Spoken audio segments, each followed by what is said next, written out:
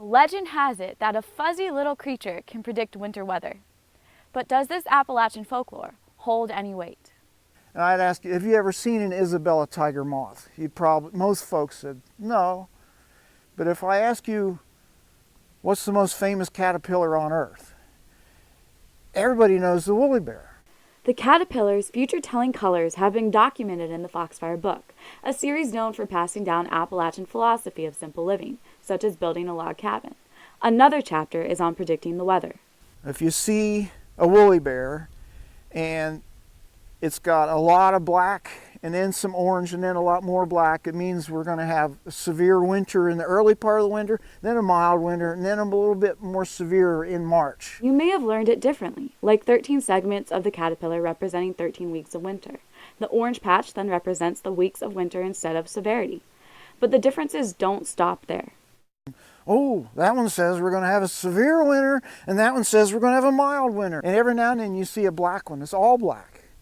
And you say, well, that means we're going to have winter all winter, really severe. That's another moth. But has a study been done proving the variation isn't just random?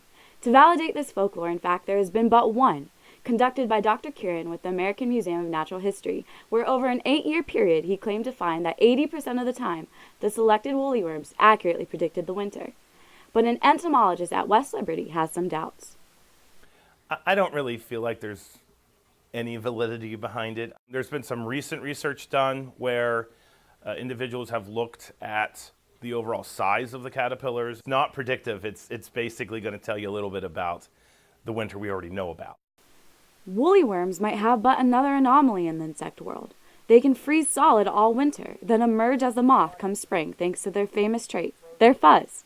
They're not poisonous, they can't hurt you in any way, but the purpose of the barbs is to actually distribute water equally over their bodies for winter. So they really are kind of masters of overwintering.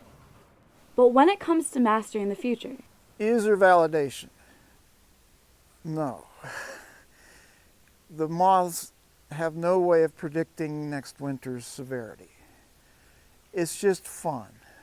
after debunking the tale of the woollyworm for fun, what does Foxfire say about this coming winter? So according to this one guy right here, we're going to have a little rough beginning to our winter and a kind of a little March blizzard maybe, but in between winter's not going to be as long as usual. Now, whether it be the National Weather Service, the Farmer's Almanac, or even this little guy, it's ultimately up to you to decide who you put your trust in. But you can always stick with News 9 to get your most up-to-date forecasts wherever you go. Reporting in Ohio County, I'm Stephanie Grinley for News 9.